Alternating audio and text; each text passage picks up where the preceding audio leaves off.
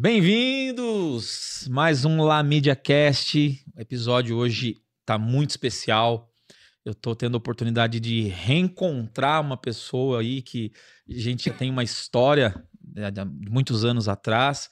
E como vocês já sabem, eu já falei algumas vezes, minha história com a música, né? Ela é muito importante na minha vida. E essa pessoa que está aqui hoje também foi muito importante num momento ali muito legal da minha vida na música. E hoje a gente se encontra num contexto diferente, né? A La Mídia aí querendo ouvir um pouco da história dessa pessoa que com certeza já fez história na música brasileira e até mundial, porque os trabalhos dele reverbera e chega em outros continentes também, tá? Então, ele é maestro, ele é violinista de formação e ele também é responsável por uma quebra de paradigma entre a música, vamos dizer, clássica, a música sinfônica, a música erudita, onde ela consegue conversar, se conectar com a música popular. Eu não me lembro de alguém que tenha feito isso antes no Brasil, e se fez, não deve ter feito da maneira como ele fez. Então hoje eu estou muito feliz por estar com uma grande referência da nossa música aqui hoje. Bem-vindo, querido Adriano Machado. Ô, Alex, que felicidade, viu? Estou Pô. muito feliz também de poder te reencontrar, né, nessa condição agora, tendo a agência, a La Mídia, à frente, inclusive, do trabalho da Orquestra Sinfônica Villa-Lobos, o marketing, hoje, quem gerencia esse marketing são vocês, então estou muito feliz. A gente já se encontrou no passado, você como músico, né, eu como seu maestro, tal, tentando te ajudar um pouco no conhecimento e aumentar um pouquinho seu conhecimento de música, uma coisa que você já tem, isso muito, seu talento já é muito grande, né? Então, espero que na época tenha ajudado e sou muito feliz de também ter feito parte da sua história e agora retornando você, fazendo parte desse momento tão especial para a Orquestra Sinfônica Villa-Lobos. Você não faz ideia do quanto impactou e ajudou e somou e agregou na minha vida, mas então, depois mais para frente a gente vai conversar. Eu tenho tanta coisa para falar, tantas perguntas que eu quero fazer, inclusive até anotei algumas para depois.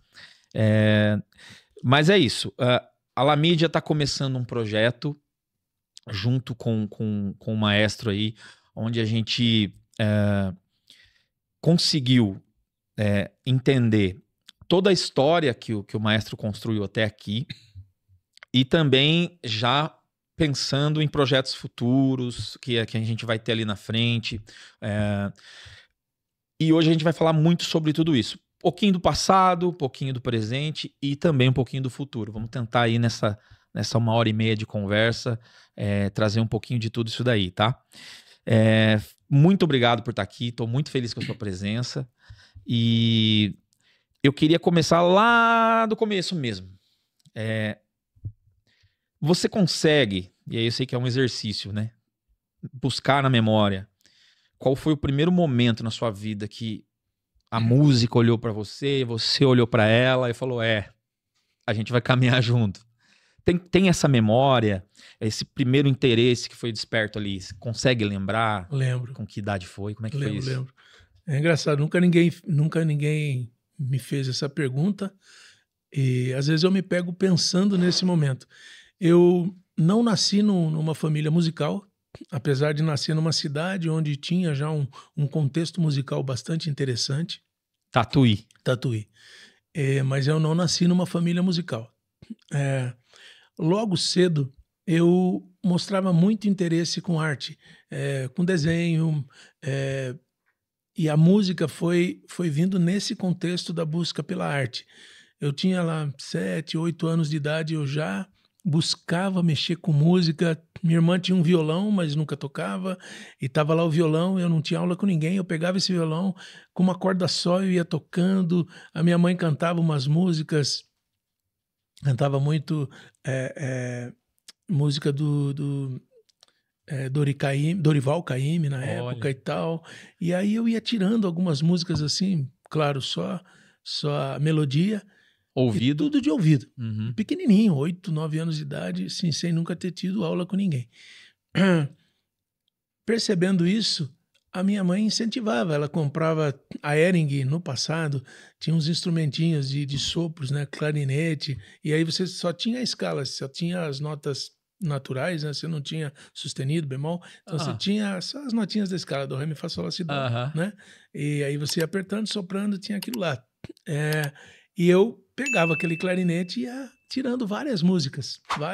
De maneira intuitiva. Tema ali. de Lara, Vento que Balança e tal, muita coisa. E tudo intuitivo, né? Aí ela vendo me deu um acordeãozinho de 4 baixos, pequenininho também da Hering, bem pequenininho. E aí sim, aí eu me apaixonei pela música. E esse instrumento já é mais complexo, né? Sim, mais complexo. Tem fole, tem o baixo, tem teclado, o negócio... Exato. Na nossa época não existia, né? Eu tô falando isso 1970 e pouquinho, né? 75, antes um pouquinho. 74, 75, eu ganhei esse acordeon. E o que eu tinha assim, de referência era o próprio livrinho que vinha dentro da caixa do instrumento, né? E aí eu comia aquilo ali, em uma semana já estava tocando todas as musiquinhas que o livrinho indicava. E com a minha facilidade, eu comecei a tirar no acordeon música de ouvido. Cara, e quem diria, né? E assim... Achei que o violino fosse o primeiro instrumento. Nada, eu nem conhecia o violino ainda. Aí, um amigo meu, vizinho da minha casa, por acaso, ele tocava violino. E aí eu comecei a ver aquilo, falei, nossa, que instrumento interessante. Eu ia na casa dele, olhava e tal. Aí voltava para minha casa e pegava as músicas que eu ouvia e tirava no acordeon. Né? E uma coisa interessante, eu não ficava satisfeito de tocar no meu quarto. Eu sentava na porta de casa, exibido, me exibindo lá e ficava. Aí o pessoal passava, eu morava numa rua assim, era uma subida, né? E a calçada bem larga assim, e minha família era bem conhecida em Tatuí, meu pai era comerciante, e aí ficava lá o filho do Juca. O Juca era meu pai, né? Sentado na calçada. Então, seu primeiro palco já foi a calçada. Já foi ali como é que fala? A soleira da minha casa. Eu ficava sentadinho ali, tocando, e o pessoal, meus amigos brincando de bola, e eu tocando lá acordeãozinho, tocando. Mas assim, o interesse por futebol, brincar na rua, nunca muito. Mas... Não, brincava na rua, mas nunca fui muito bom em nenhum esporte. Nenhum. Depois, mais adulto, eu fui buscar alguns esportes, mas assim, correr, nadar, andar de bike, tudo que é um esporte mais solitário, assim, que eu ia assim, sem concorrer com ninguém, porque eu não sou muito bom em esporte mesmo. Mas aí entrei no conservatório, né? Tinha uma escola de música lá em Tatuí. Chegamos no conservatório, quantos anos? Tinha 10 anos. Aí, 10 anos. E aí eu fui numa área que era a área de cordas, e eu já tinha visto o violino, né, com esse meu amigo e tal, mas nada me chamou tanto a atenção na época, né? No conservatório eu fui buscar aula de violão, porque eu já tocava violão, um pouquinho de ouvido, né, já tocava várias músicas e tal, aí já estava tocando um pouco de popular, aí fui buscar aula de violão. Quando eu cheguei lá, era uma área de cordas, o professor de violão, ele tinha acabado de montar um projeto, isso era em 1977, chamava Projeto 77, era o nome do projeto dele, Projeto 77. Ele tinha acabado de montar esse projeto e ele trabalhava com crianças que tocavam violino, assim, bem iniciante, violino, viola, violoncelo, contrabaixo, era uma pequena orquestra de cordas nesse setor. E ele professor de violão, e ele era o maestro, o ensaiador desse grupinho pequeno. Dentro do conservatório. Dentro do conservatório. Aí ele falou assim para mim, ele falou, violão eu tô sem vaga, né?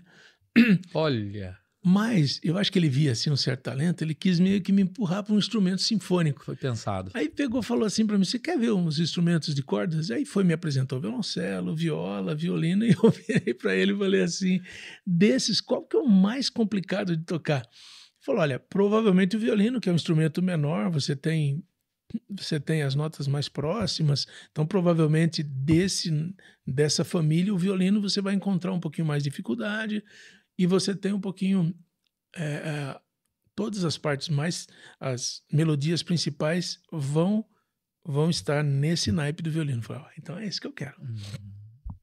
E comecei a estudar violino nesse contexto, sem muita ambição.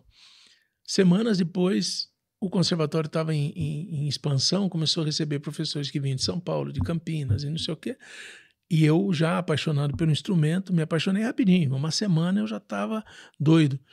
Um mês depois eu já estava estudando, tipo 3, 4 horas. Eu passava o dia lá na área de cordas estudando violino o dia inteirinho, né? Virou uma obsessão Cordinha ali. solta e depois já tirando músicas, melodias de ouvido, Uhum. né? Porque tudo fazia muito sentido para mim, né?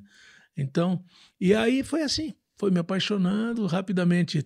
Eu também tive muita sorte de estar num período onde estava nesse crescimento. Tinha lá um diretor muito importante, infelizmente faleceu a semana passada, Poxa. né? Mas faleceu bem velhinho, ele curtiu bastante, foi um cara que foi assim, um alicerce para a música no Brasil, professor Coelho. E ele foi diretor desse conservatório, estruturou todo esse conservatório, começou a trazer grandes nomes para a escola, inclusive grandes professores de violino. Ele também foi diretor de Festival de Campos do Jordão. Então eu logo cedo, com Fica 12 aqui anos... nossa homenagem para ele. Exato, minha homenagem para o professor gratidão. Coelho. Exato, e gratidão profunda, né? Pelo que ele significou. Ele era amigo da minha família e, assim, me tratava com carinho extremo, né? Uhum. Então, cuidava mesmo, assim, chegava, falava... Meu pai tinha acabado de falecer, né? E eu era novinho quando perdi meu pai, e ele era muito amigo do meu pai e falava: eu vou te ajudar bastante aqui e tal. Então, ele vinha... você está precisando de encordamento novo para o violino? Como é que estão as crinas? A crina são aquela seda do arco. Uhum. E ele era o diretor, então me incentivava muito. Logo cedo, com 12 anos, eu fui para o Festival de Campos do Jordão e aí tive contatos assim fantásticos logo no começo, né, do meu estudo.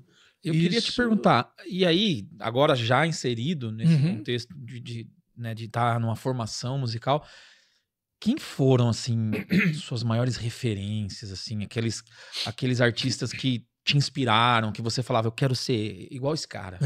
Então, eu logo cedo, por conta dessa vivência musical que eu tive muito cedo, né, e com grandes mestres e tal, eu tive um grande professor de violino que foi... Eu comecei, na verdade, com um professor chamado João Delfiol.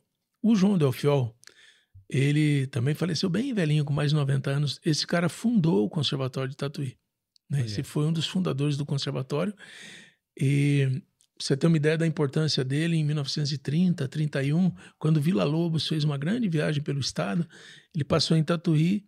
Quem emprestou piano para o Villa-Lobos, para o grupo do Villa-Lobos, foi o João Delfiol. Então ele tem uma grande importância, assim. Ele cuidava da música na cidade, até que teve a ideia de montar um conservatório, teve apoio do Estado e nasceu nas mãos dele o conservatório. Ele foi meu primeiro professor, ele tocava violoncelo e violino, né? E ele foi meu primeiro professor, me introduziu na música. Aí logo eu tive aula com um professor que estava vindo de São Paulo, Vanderlei Pizzigatti. Esse cara também foi importantíssimo no meu início. O início é tudo, né? Assim, eu acho que a estrutura, quando você começa a fazer aula no instrumento, o seu primeiro professor, ele pode te dar uma determinar o grande seu base. futuro ali, né? Eu acho o Brasil tem esse grande problema. Muitas vezes se vê grandes movimentos musicais dentro de espaços que não são de música. Então, se aprende música no lugar que não é de música. É legal, é bom para você conhecer o instrumento, mas você não tem estrutura musical. Uhum. E aí você vai buscar essa estrutura musical depois de 4, 5 anos e você já tem assim, vícios de um alicerce não tão bom musicalmente. Eu fui o contrário. Faz sentido. Eu comecei na música num lugar que era para ensinar música, mas podia ser um conservatório qualquer. Mas estava num momento de grande crescimento. Por conta do professor Coelho, que era esse diretor, ele tinha uma visão macro. Então ele pegava os grandes professores que vinham a São Paulo, ele levava a Tatuí, né, professores internacionais e tal, de grande relevância, e a nossa vivência era grande. Você me perguntou quem foram minhas referências. Eu tive logo grandes referências. Então, eu logo cedo eu conheci, claro, na época por disco, né, LP e tal, eu conheci Jascha Heifetz, eu conheci Davi Oistrakh, eu conheci Isaac Perlman, né, e assim, de ouvir, meus amigos, a gente ia na minha casa, eu colocava o disco assim, e a gente ficava 2, 3 horas, com 13, 14 anos, ouvindo música clássica. A gente tá falando de que ano aí? De 77, 78, de 79 a 82. Esse período foi o período mais intenso de busca pela excelência musical, assim, no meu começo de estudo. Mas é curioso, porque se a gente fala de 82, a ditadura ela cessou de fato em 84. E tinha uma efervescência pelos adolescentes atrás do rock. Sim, né, nesse período, E você estava ligado num outro tipo de música. Eu não ouvia música popular. E isso deve ter sido muita influência dos professores, né? Sim, justamente por conta desse ambiente musical que eu vivia, né? E você tinha, na época você tinha, de 1900 eu posso errar com exatidão, né? Mas de 1904, 1905 para frente, o Conservatório de Música de São Paulo foi muito importante para a divulgação da boa música, da grande música, da música de concerto para o Brasil inteiro, né? E isso foi esses músicos que vinham da Itália, né, por conta do sucesso de Carlos Gomes e tal, que vieram para o Brasil, vieram para cá. Esses músicos que vinham não só da Itália, mas de grande parte da Europa, vinham ao Brasil e ficavam. Eles foram as nossas bases musicais. E quando chegou 1950, 60, 70, isso ainda reverberava, né? Que era ainda tinha essa técnica deles, ainda essa busca pela técnica mais pura, aprofundada, ainda era grande, né? E eu fui nesse período, pós esse período que eu comecei a estudar música, né? Então eu tinha grandes referências musicais, tinha um ambiente musical diferenciado, né? Porque esses amigos que frequentavam a minha casa hoje são grandes professores de música. Então você tem ali, eu vou citar alguns, né? Sérgio de Oliveira, Valéria Polis, Tânia, Edson Beltrame, Sávio. Esses caras hoje, cada um deles tem um espaço muito grande na música no Brasil. A Tânia ficou na Europa, dá aula num conservatório lá no Royal College, é doutora em música. São referências... referência. Ela foi uma grande violoncelista. Acadêmicas até. O Sérgio e a Valéria são assim, os maiores professores de contrabaixos do país. Fizeram escola. Tem muitos contrabaixistas hoje fazendo sucesso no mundo que foram alunos dele. A Valéria estudou em Viena, né? O Sérgio estudou em Berlim, tocou como estudante na Filarmônica de Berlim. Ela, como estudante, tocou na Filarmônica de Viena, né? A Tânia, falei, né, no Royal College. Então, essas eram as pessoas que frequentavam a minha casa. Que coisa. Não tinha como ser diferente, né? Eles eram geniais. Aí eu tinha um grande amigo também, que depois virou maestro, Dario Sotelo, que ele tinha uma busca muito intensa, sabe, pela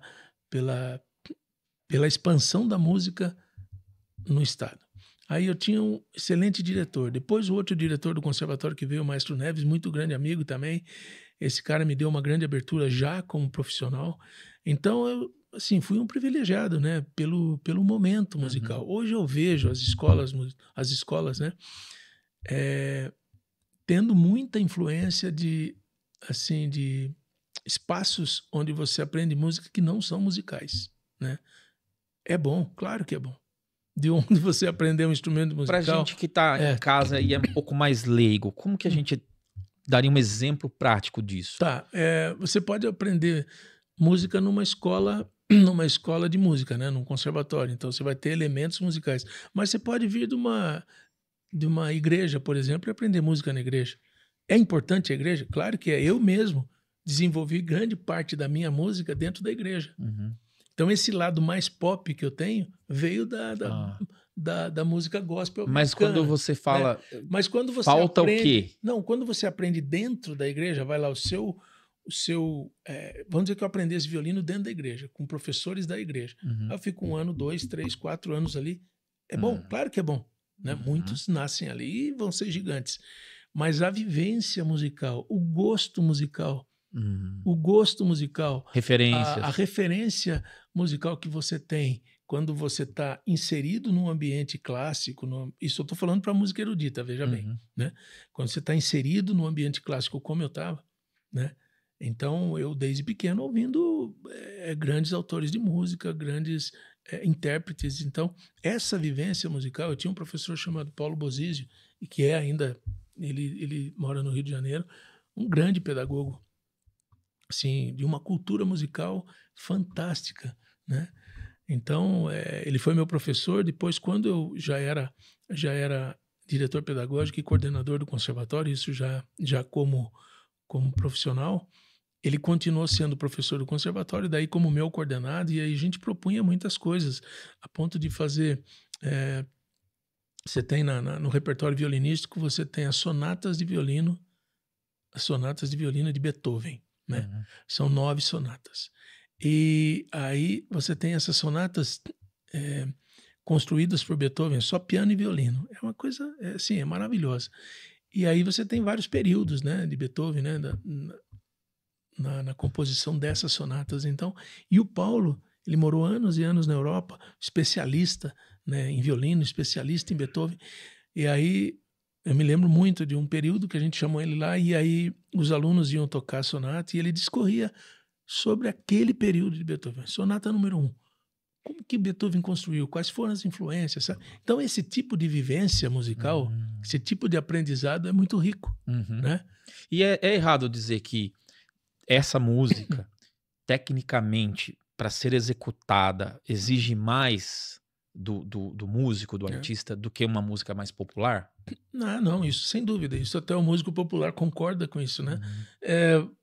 Isso se dá por vários fatores, né? Por vários fatores. Eu vou dar um exemplo da música. Vamos falar de Mozart, por exemplo. Falar de Mozart. É, um concerto para violino de Mozart, e aí você pega um mesmo violinista tocando uma obra de cinema, que é também outra obra que eu trabalho, né?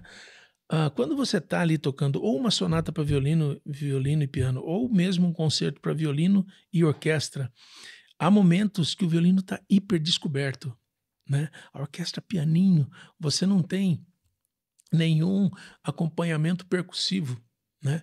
Você tem a orquestra como acompanhamento percussivo, né? E harmônico, Legal. né?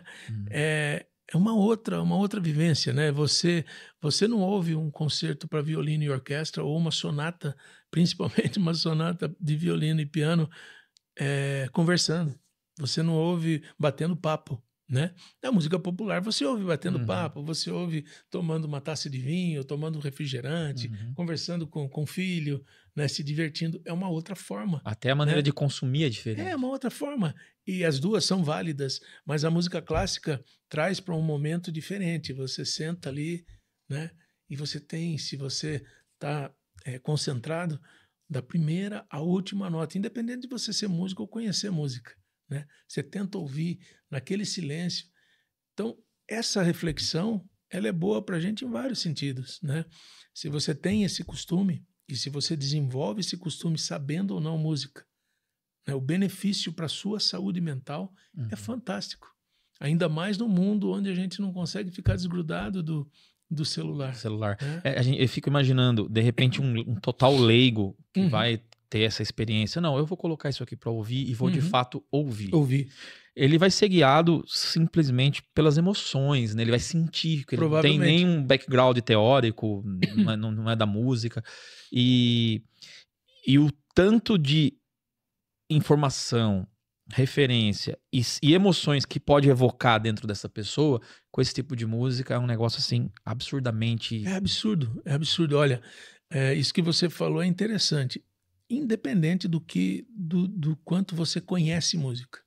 Independente do quanto você conhece música. Se você só conhece música popular e é músico popular, você já tem vários elementos ali também na música clássica, né? Na música clássica e a música popular, elas se assemelham em várias coisas. Você também vai ter um tema principal, você vai ter Uhum, um contratema, você vai ter desenvolvimento do tema, isso na clássica e na popular, né? uhum. Chamados de forma diferente, coro, refrão e tal, e na clássica chamado de outra forma. Mas a estrutura é muito parecida, então você pode aproveitar. Mas digamos que você não saiba nada, né? Aquele que sempre, pô, eu não consigo tocar uma nota no violão, né? Não consigo cantar uma nota afinada e tal. Digamos que você seja essa pessoa, né?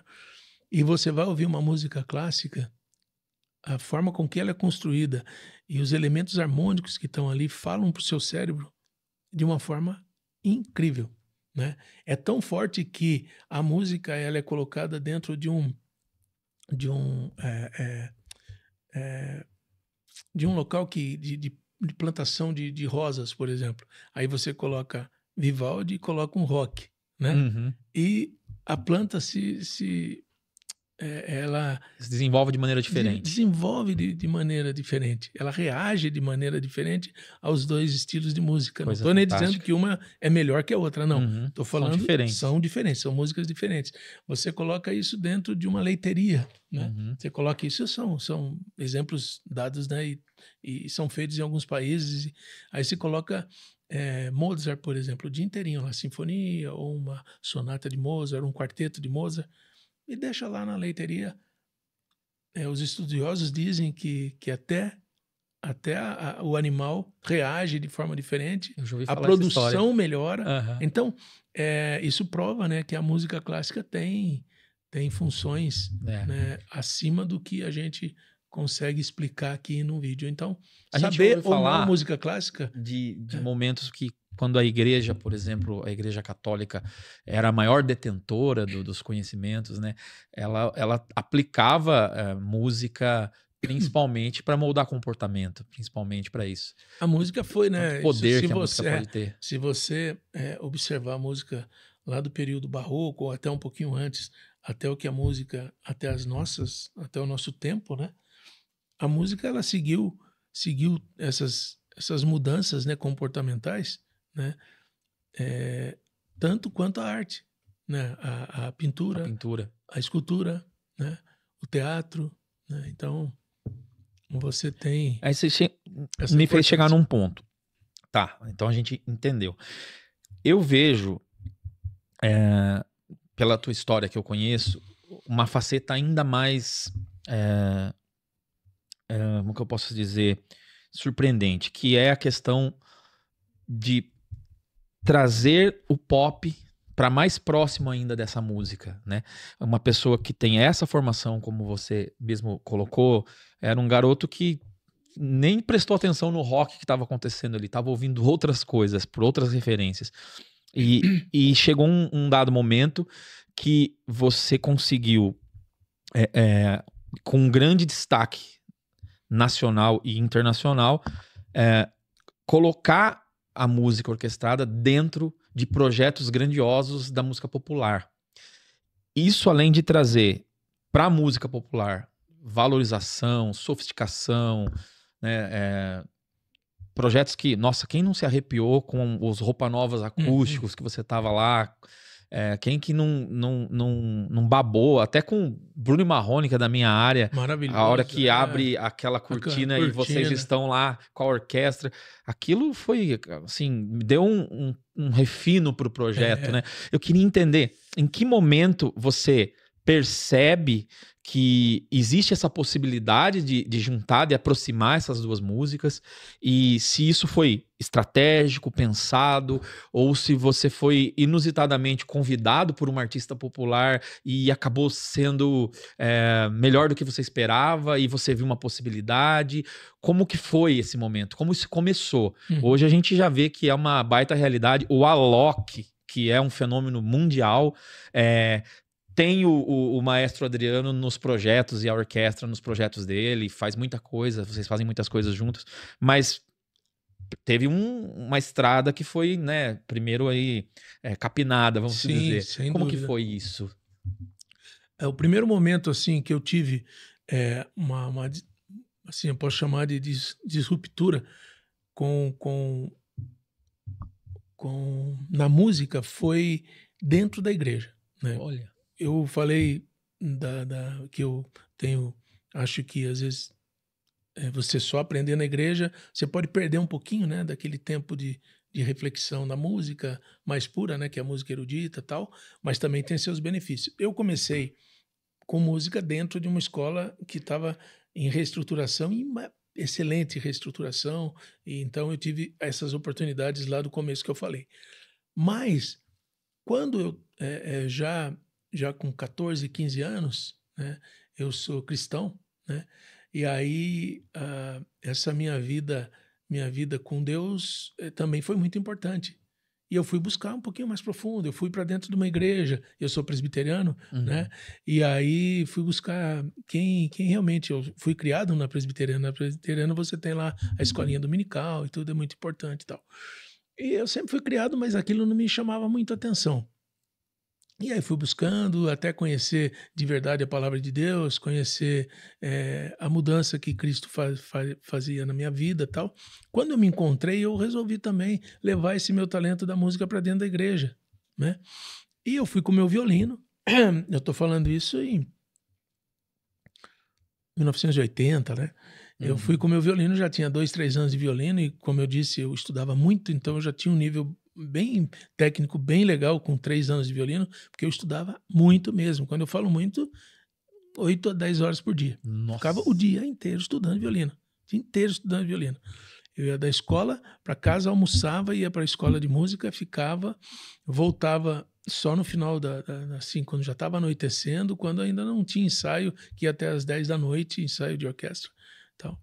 Então, aí eu fui para a igreja e levei meu violino e comecei a entender. Já tocava violão e também violino.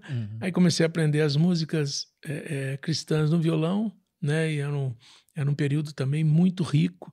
Aí eu tinha grupos excelentes. Tinha um cara chamado Guilherme Kerr, que tinha um grupo Vencedores por Cristo. E eu ouvia lá, e aí eu tirava tudo de ouvido. Né? Na época você não tinha livrinho, não tinha nada, né? Não tinha...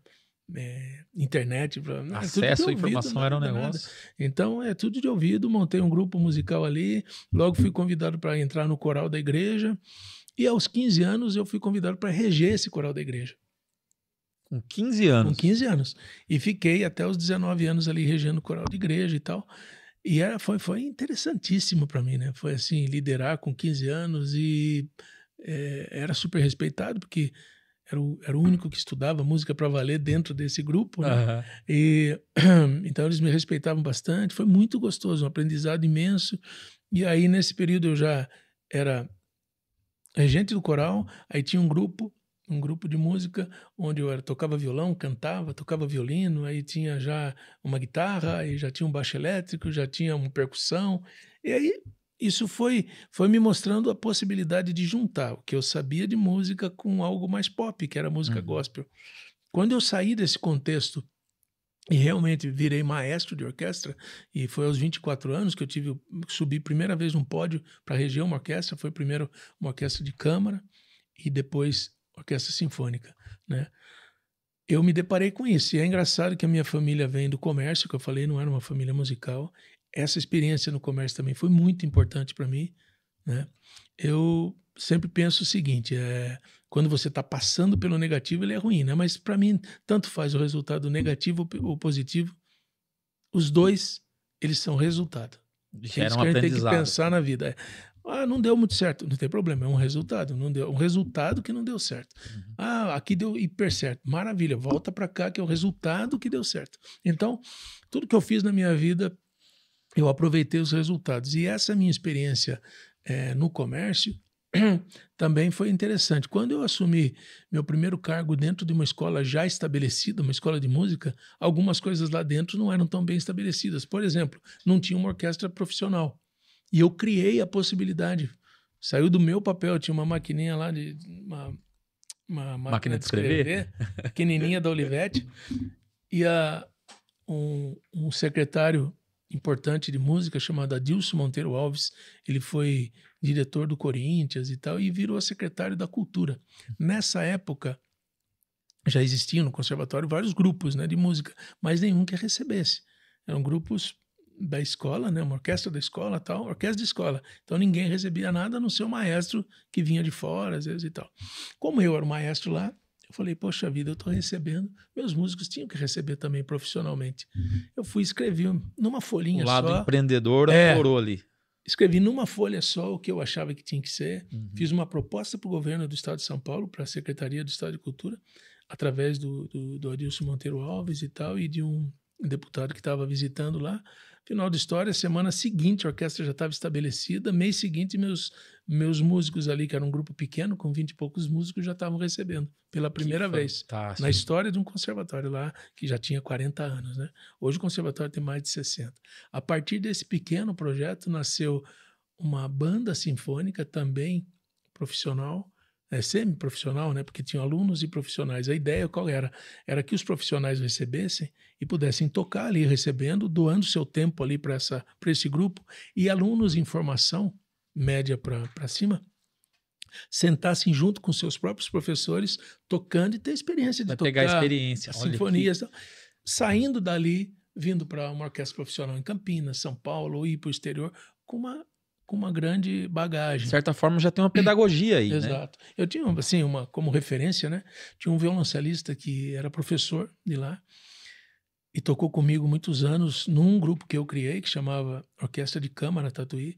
Ele tocou vários anos comigo nesse grupo. Esse grupo foi fantástico, muito bom, assim, uma referência nesse estilo de música, né? Música de câmara. Era uma orquestra de cordas. E aí ele passou, teve um teste numa orquestra profissional na USP. Na época, o nome da orquestra é OSUSP, né? Uma orquestra na época de cordas, mas já tinha era um grupo meio sinfônico, né? Já tinha alguns instrumentos de sopro e de vez em quando eles colocavam percussão, dependia do repertório. Mas a maioria do repertório deles era de cordas. Passados uns anos, ele já estava há 4 anos, ele veio e falou para mim: você acredita que eu levei quase 4 anos para conhecer um repertório que eu não tinha feito com você ainda? Nossa. Nessa orquestra profissional. Então, dado era a importância do trabalho que a gente fazia, né? Então, ele tinha esse lado profissional, mas muito pedagógico, né? Então, era realmente colocar a pessoa para o mercado de trabalho muito bem preparada. E ele foi para um grupo profissional e levou 3, 4 anos para ver um repertório novo, um repertório que ele ainda não tinha feito comigo. Né? Então, isso é bacana, né? Demais. Isso foi, Eu queria esse lado empreendedor que me levou. Que deu o gatilho para tudo. Deu o gatilho e para essa escola. Isso foi importante, porque anos depois se criou a Orquestra Sinfônica Paulista, que eu fui maestro muitos anos, e também profissional e tal. Então é isso, foi esse lado empreendedor, misturado com o desejo de fazer música clássica e popular junto, que me levou a isso, e logo depois comecei a ser chamado por cantores mais famosos para fazer parte do projeto deles. E assim, a gente tem, eu como músico, a vida inteira ouvi falar de Tatuí. O conservatório de Tatuí, que é isso, que é aquilo. Muitos músicos da minha cidade iam morar em Tatuí para estudar lá. Os melhores, inclusive. Todo mundo que ia para Tatuí já era... Eu lembro que na minha época, assim, ali nos anos 2000, assim... Ó, esse cara estudou em Tatuí, já era, assim, uma referência... Era um valor agregado ao currículo dele, sabe? Esse período que você falou foi o período de ouro. Foi mesmo. E a gente tem como uma das maiores escolas da América Latina de música, né? Então, como que foi, assim, você chegar até o conservatório, não como você entrou, como você já explicou, mas a chegar numa posição de gestão ali? Como foi esse processo? Como você foi convidado para isso? E fala um pouquinho de como foi viver esse momento ali dentro. Eu fui, assim, foi meio natural. Quando eu tinha 23 anos, eu entrei numa orquestra em São Paulo, que também estava em formação, iniciando, e foi um belo de um grupo, que é a Orquestra Experimental de Repertório, né, formada por um maestro que hoje está nessa região aqui de Limeira. Ele é maestro de Piracicaba, Orquestra de Piracicaba. O Jamil, quando eu tinha 13 anos, ele foi maestro da orquestra em Tatuí. Então ele já tinha sido meu maestro, aí criou esse projeto fantástico lá em São Paulo, né? Tão importante foi essa orquestra que quando a OSESP se tornou a grande OSESP que a gente conhece hoje, em 98, que eu também estava lá como músico convidado, em 98 já com o Nestlé, né? Esse projeto que eu falei foi em 91, né? Com o Jamil. Eu entrei em 91. A orquestra do Jamil, que era uma orquestra jovem, entre aspas, praticamente a mesma OSESP que o Nestlé teve em 98. Né? Então, os mesmos músicos estavam lá. Tão grande, tão importante era essa orquestra em 91, né? Eu fiz parte dessa orquestra. Eu estava lá, aí sendo convidado para tocar em outras orquestras também, sempre como convidado. E o maestro Neves, que era o diretor, me chamou para Tatuí, né, para dar aula. Aí um amigo meu que estava lá regendo uma pequena orquestra de câmara na época de estudantes, estava indo para a Europa, eu assumi esse lugar dele já como coordenador, então foi tudo muito rápido, né? Então eu entrei Você chegou como professor, mas já virou coordenador. em 1 mês, 2 meses depois me chamaram como coordenador, a área me escolheu como coordenador e dado assim como eu tinha sido um jovem muito assim, tinha estudado muito, tinha protagonizado algumas coisas, né? É ruim falar da gente, mas tinha sido assim, ganhava concursos e tal. E por essa proeminência, eles me convidaram já como coordenador e tal. E a partir desse momento eu comecei a criar situações lá dentro, né? Se você me permitir dizer, eu fiquei 20 anos lá, né? Acho que foi muito importante a nossa passagem pela escola. Não só eu, né, mas o grupo todo que fazia parte, não de todos os coordenadores daquele momento, nesse período de 2000. Eu saí de lá em 2008, né? Então 2000 foi a fase de pleno crescimento do conservatório. Eu fiquei quase 20 anos ali à frente de tudo isso, criando orquestra. Fui convidado como coordenador de festival em Campos do Jordão, porque o meu diretor era diretor lá. Então o Tatuí teve um período assim de muita exposição, né? E eu estava nesse período lá.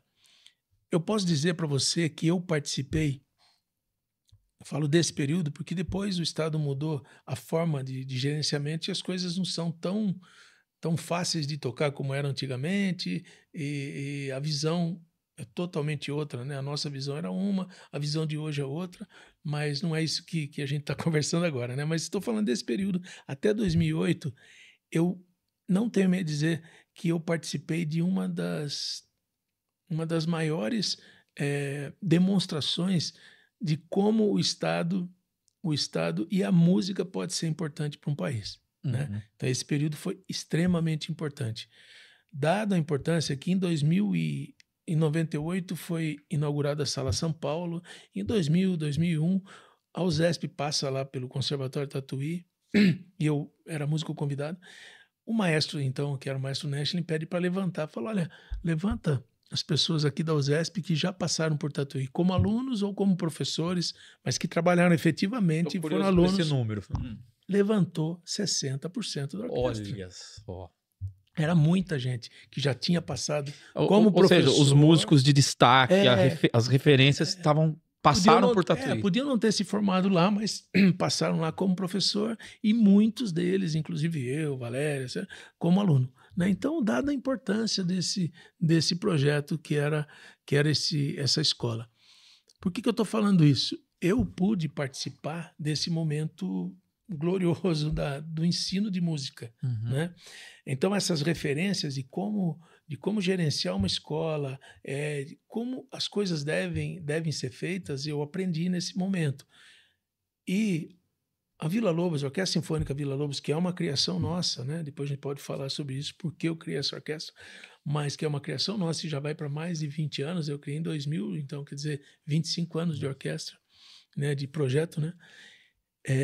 Hoje a gente também está nesse momento de já começar a pensar o que a gente vai deixar de legado, né? E vai passar por isso, pela criação de um espaço que possa desenvolver o ensino musical, o ensino da música, né?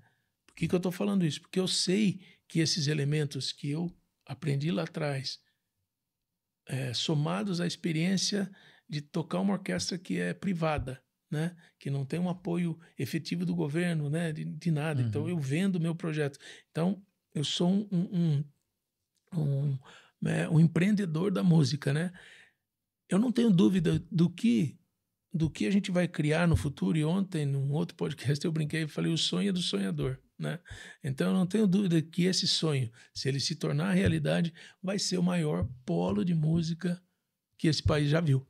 Eu não tenho dúvida de falar nisso, porque eu tenho esses elementos, não só eu, mas a equipe que trabalhou comigo e as pessoas com quem eu convivo, tem essa capacidade. Eu sozinho não sou nada, mas eu sei juntar essas pessoas, e eu sei que o conteúdo programático que eu tenho aqui em mente, como isso deve ser aplicado, né?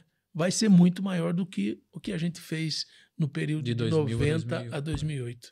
De 90 a 2008. Então você está falando de um polo que vai impactar na formação de milhares de jovens, né? A gente sabe o poder que a música tem, assim como o esporte também tem, para formar caráter, né? E eu acredito que, como você mencionou lá atrás, a força do Estado, a gente está falando de política pública, né? Eu acredito que um projeto como esse já deveria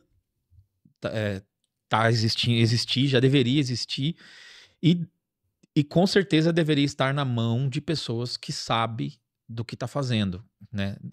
A gente tem um pouco de medo quando a gente fala de política pública, porque muitas vezes não tem a eficiência, né? Às vezes até tem a iniciativa, mas não tem a eficiência. E acredito que na mão de quem tem todo esse background, toda essa bagagem, né? Já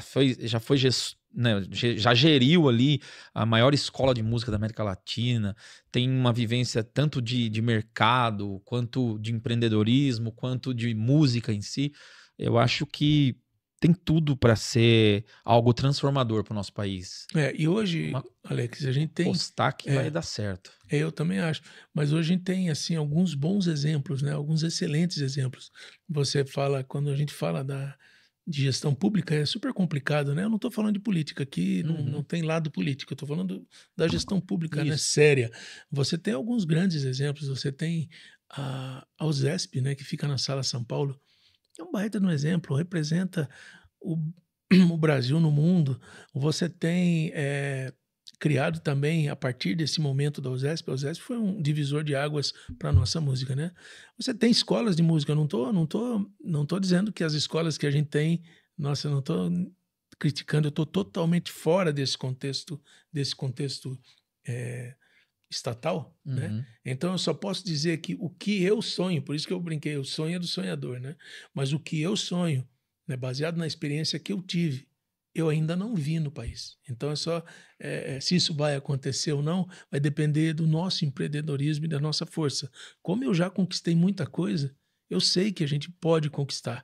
Obviamente hoje esse meu sonho vai depender de apoio, né?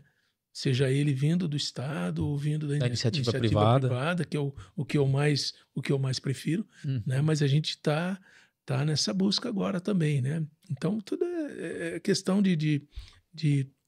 é uma sequência de fatores, né? Sequência de coisas. O nosso projeto tem que terminar, a gente tem que apresentar esse projeto para a pessoa certa e vai chegar no momento bom. Mas falando de boa gestão, você tem esse divisor de águas que é a USESP, né? Fantástico o que eles fazem, né? A partir da USESP, a partir desse conceito, se criou um período da USB, que é a Orquestra Sinfônica Brasileira, fantástico, né? E hoje a Orquestra também Sinfônica Brasileira vive um bom momento de gestão. Você tem em Minas, você tem a Orquestra de Minas Gerais com uma bela gestão. Você tem em Goiás hoje uma bela orquestra, né? Então, a OSPA de Porto Alegre também, numa bela gestão. Você tem excelentes exemplos, né? Em São Paulo também você tem outros, né? O Teatro Municipal, você tem a Orquestra de Campinas, né? É possível, mas o seu projeto ele é muito mais amplo, né? Sim, o nosso se acontecer, baseado no fato que a gente trabalha com uma orquestra privada, eu acho que a gente tem muito para crescer. Uma coisa que eu penso sempre é que você não se torna gigante. Estou falando de grandes empresas. Você não se torna gigante sozinho.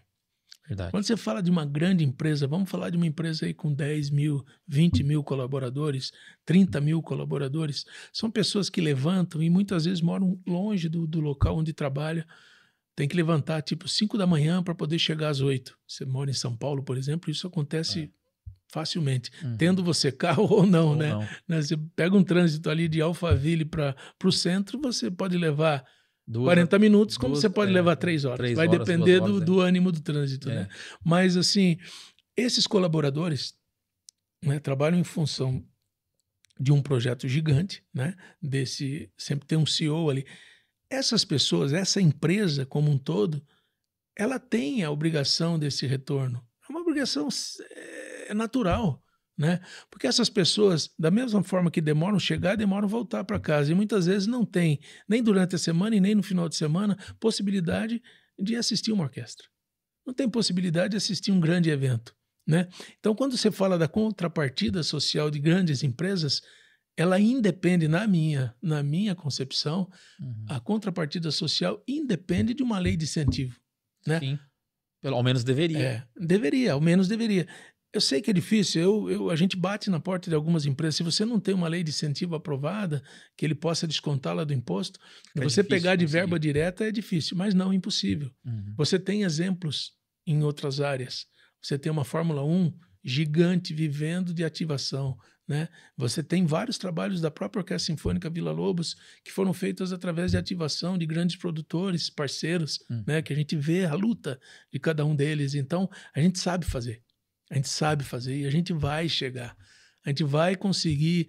Até porque também estar num projeto como esse também agrega para uma marca, para uma empresa, né? Além do que? Além de tudo. Além de tudo. Então, eu acho que existe a contrapartida social que é inerente do trabalho, né? Que eu acho que o empresário, quando deita na cama e fala, poxa vida, eu posso chegar aqui hoje, parar meu dia na sexta-feira, pegar meu jatinho, ir para Buenos Aires, comer uma parrilha com a minha esposa, volto amanhã, ou volto no domingo, ou pegar meu iate, passar o final de semana, ou simplesmente tirar 15 dias, vou para a Europa e assisto a orquestra que eu quiser, ou mesmo em São Paulo assisto a orquestra que eu quiser. O colaborador muitas vezes não tem, né? E ele ajuda a gerar esse valor. Né? Quando você fala do colaborador que tá ali no chão de fábrica, esse menos ainda. Então, a Orquestra Sinfônica Villa-Lobos, quem estiver me ouvindo e for um grande empresário, um grande CEO, um grande diretor, tem condições de te ajudar nisso, nessa contrapartida. Nós podemos criar projetos para dentro da sua empresa, né? Não precisa sair dali, né? A gente tem hoje a gente tem condições de fazer isso e fazer bem, né? Então, é baseado nisso que eu acho, Alex, que ainda a gente tem um quadro totalmente em branco, né? A gente tem um quadro totalmente em branco, porque poucas pessoas têm feito isso fora do ambiente estatal, né? Sim. Com o dinheiro do Estado, obviamente isso é uma obrigação. Mas fora desse ambiente, as pessoas não têm feito, não porque não querem. Eu sei que provavelmente outros também têm grandes projetos aí, mas é por falta de possibilidade, porque chega num momento que sim, o dinheiro vai fazer a diferença, né? Para eu contratar grandes pilotos de Fórmula 1, eu tenho que investir, né? O resultado é maravilhoso, né? Para quem investe, né? Então é isso, essa escuderia que a gente quer transformar. E já ganhou aqui a minha torcida e todo mundo que está assistindo, tenho certeza. E assim, eu queria voltar um pouco, você chegou a comentar a sua primeira experiência ali regendo e tal. Foi bem precoce tudo na sua vida musical.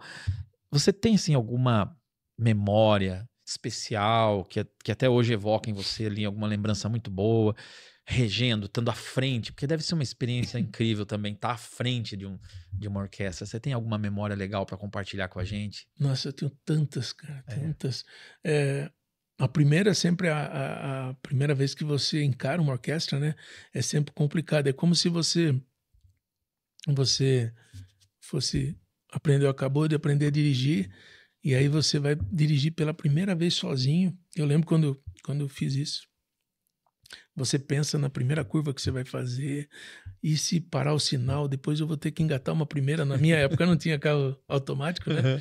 Nossa, se eu tirar a embreagem, será que o carro vai morrer ou não? Tudo. E quando você está regendo é a mesma coisa. Que você, como que eu vou transmitir, né, esse meu gestual e fazer com que esse meu gestual se transforme em ritmo e música, né?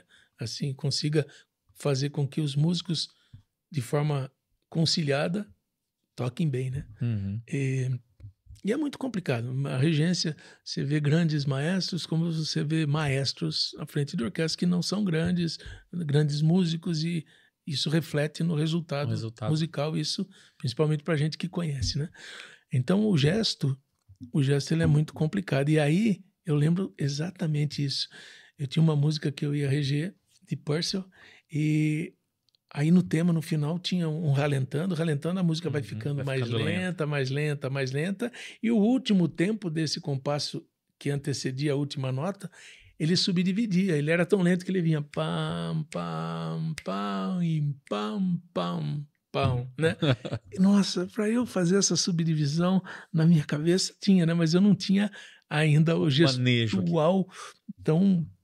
eu já Aprimorado. sabia reger, mas não era tão aprimorado, né, para orquestra. Eu tinha regido muitos anos coral e tal. Então eu tenho essa lembrança. E aí quando eu consegui chegar no final e ser aplaudido, nossa, é tão gostoso, né? Fala, poxa vida, agora... Deu né? E certo. aquilo deu um clique na minha cabeça, eu sabia que era aquilo que eu queria fazer pro resto da vida. Eu não né? entendo muito como é a mecânica de praxe, assim, desse meio.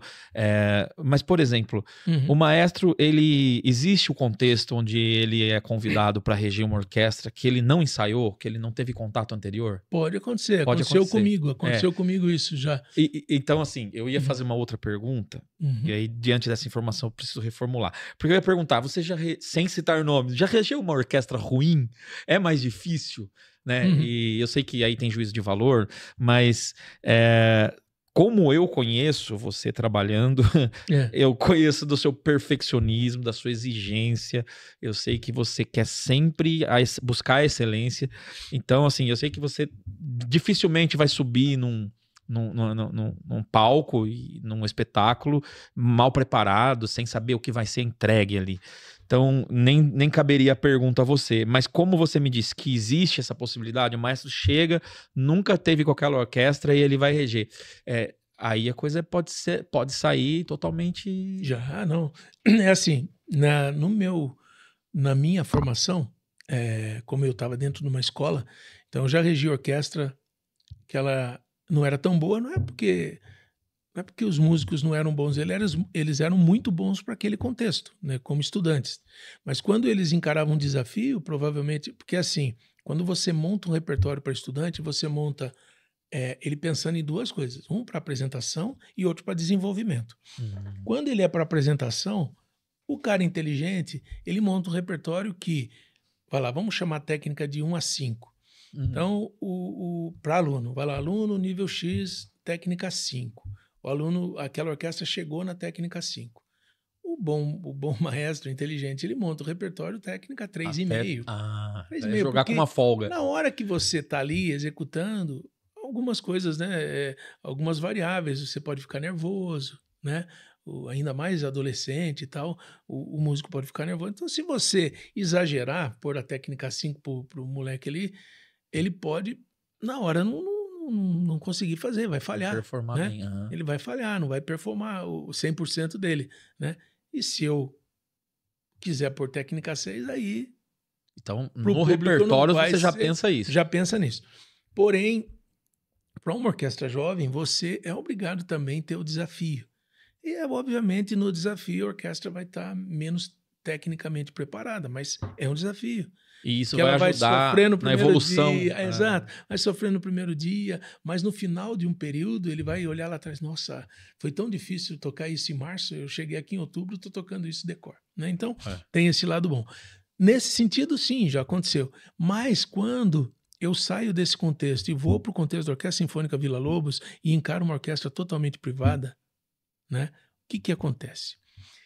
Eu tenho que ter duas coisas, a entrega e tenho que ter preço.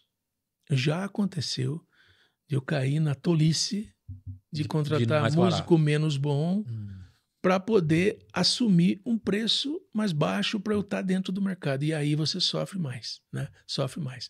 Como já aconteceu também, num contexto totalmente profissional, eu chegar para a região Cine Concerto num país, eu não vou falar o nome do país, né? O Cine Concert, mas eu regi o Cine Concert. E quando a gente chega lá, inclusive a empresa internacional de Cine Concert leva um susto. A orquestra era para ser uma orquestra profissional da cidade, chegamos lá numa orquestra de estudantes. Eles estavam dando o melhor, porém eram estudantes. Eles tinham lá técnica 6 tocando música de técnica 10. Estou falando em nível para a gente poder entender. E eu tinha 3 ensaios e o primeiro show com eles. Quando eu vi aquilo, toda a minha experiência como maestro de uma orquestra jovem veio Isso foi ano passado. E veio assim à tona, e eles já estavam desistindo, só que você tinha patrocinador, você tinha o cara que investiu, já tinha Nossa, público que tinha muita gente comprado, já envolvida. estava lotado, já tinha esgotado tudo. Não fazer aquele concerto, não fazer aquele show seria uma desgraça para muita gente, né? Uhum. E que estava ali. Eu tive um clique, eu falei, reuni todo mundo, fiz um call com o pessoal lá de fora, né, que era da Europa e tal. Falei, e se a gente assumir o contexto que a orquestra é de estudante?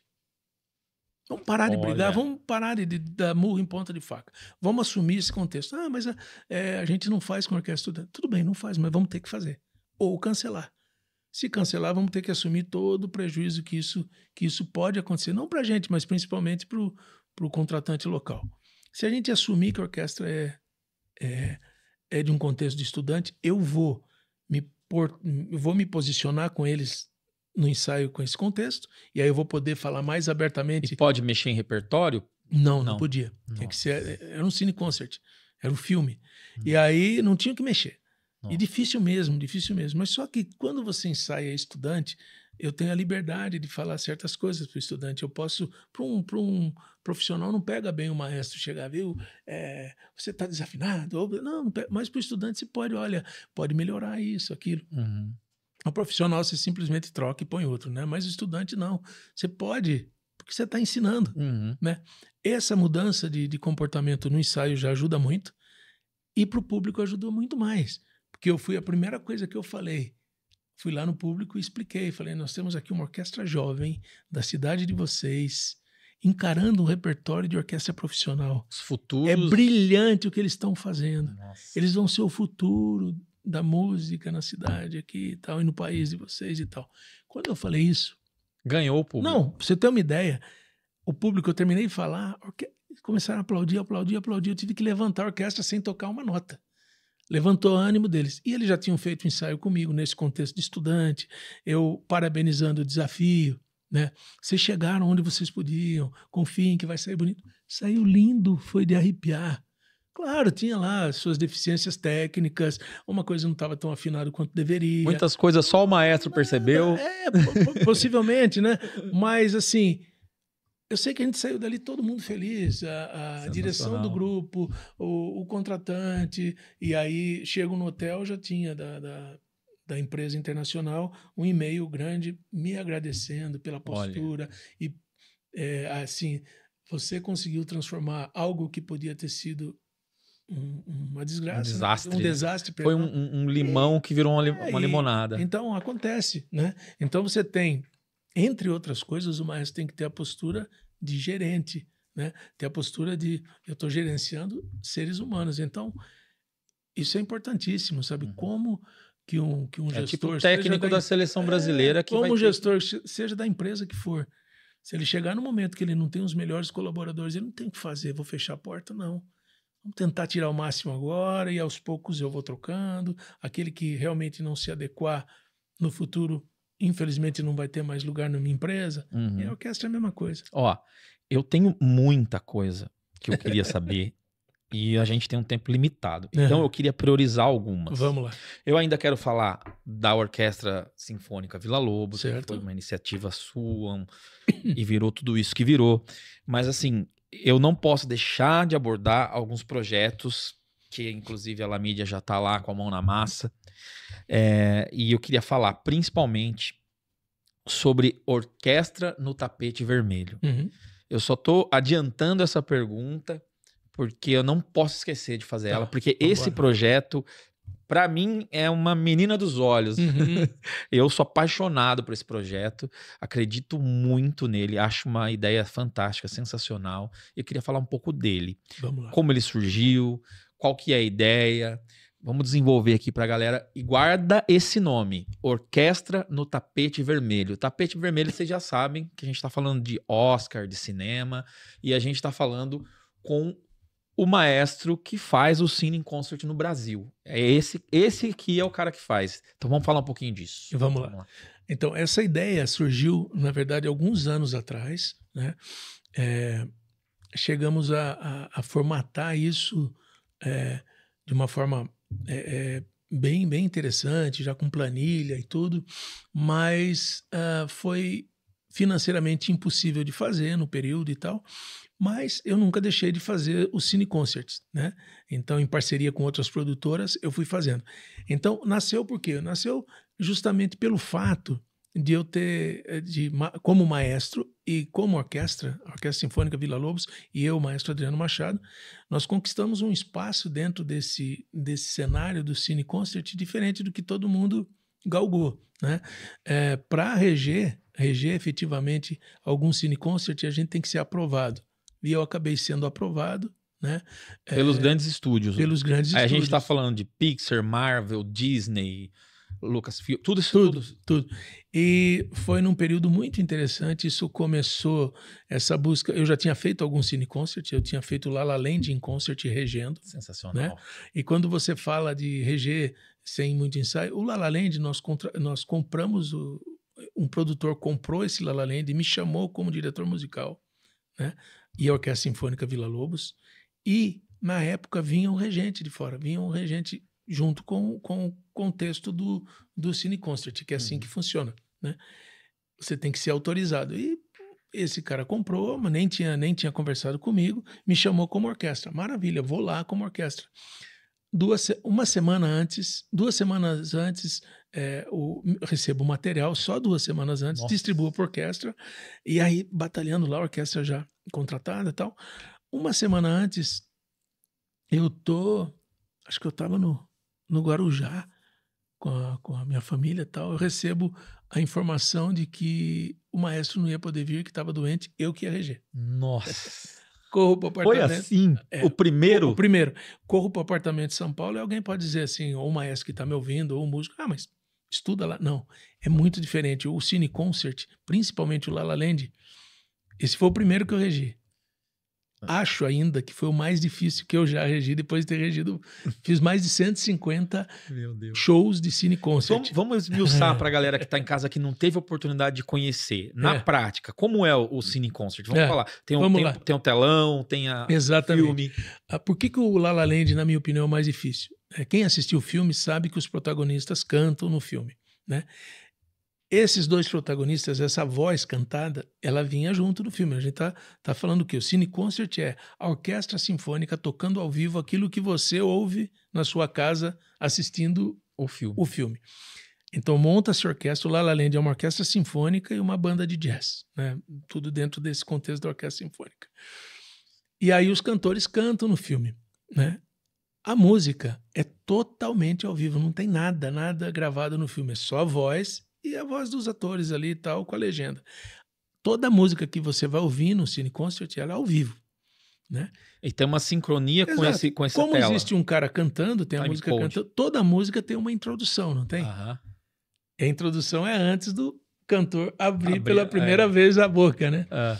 Beleza, eu tô lá no Cine Concert, o Cine tá correndo, eu tenho uma tela na minha frente com as indicações de compasso, indicações às vezes do personagem que vai estar, e eu tenho a tela aqui e a tela gigante na frente, né? Eu tô de frente para a tela, né? E o público está atrás de mim assistindo o filme ali, a orquestra aqui.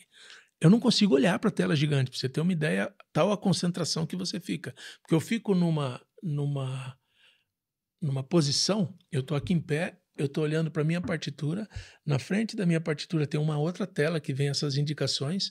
Quando eu olho para a orquestra, eu ainda não tô olhando na altura da tela. Para eu olhar na tela gigante, eu tenho que fazer assim.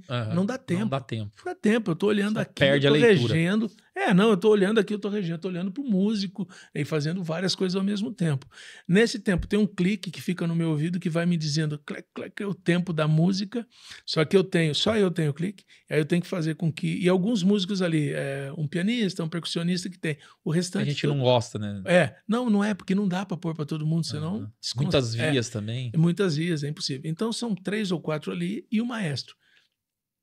E eu tenho que reger no tempo exato, dar entrada no tempo exato da música, e ela tem que sincronizar com o cantor que vem logo depois. Meu Deus. Então foi nesse contexto que eu comecei a reger 1 semana, e aí foi um sucesso, foi muito bom. Logo depois disso fizemos o Star Wars in Concert no Allianz Parque, só que não era eu regendo, foi a nossa orquestra, foi fantástico, no Allianz Parque. E aí, logo entrou a pandemia. Né? Nesse tempo da pandemia, a gente já estava buscando outros cine concerts para reger e tal. E eu queria ser o maestro. Né? Eu falei, não, eu tenho que conquistar o pódio ali, né? Porque não só a orquestra, né? Aí entrei em contato e tal. A produtora que estava trazendo Star Wars de novo, o segundo Star Wars, que era o primeiro que eu fiz, foi a New Hope. Depois nós fizemos o Império Contra-Ataca. A produtora que trouxe o Império Contra-Ataca, que é de um amigo meu, me contratou como maestro e nesse período, junto com a Disney, fizeram uma avaliação do meu nome, mando currículo, mando gravação, mando regendo La La Land, regendo tudo que eu podia, né? Mandei para eles e tal. Aí, durante a pandemia, eu recebo da Disney. Isso foi lá para a equipe do John Williams, lá nos Estados Unidos, uma equipe lá e tal. Durante a John pandemia... Williams, compositor. Durante a pandemia, eu recebo da Disney a aprovação, recebo do diretor da Disney, maestro, pô, consegui um fato inédito. Não dá uma tremidinha? Você agora é o maestro do Star Wars pro Brasil. Não sei o que, babá. Então, a partir dali, regi vários outros e tal.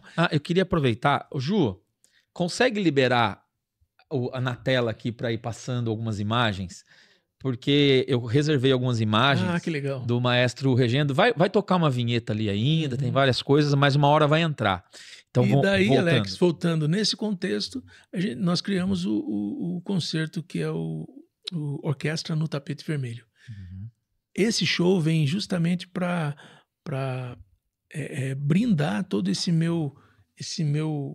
essa minha experiência com Cine Concert, regendo mais de 160 apresentações de Cine Concert com label, né, com a label original, com a marca mesmo original, com a partitura original, com produtoras podendo explorar todo o acervo de imagens. Nossa, tudo original.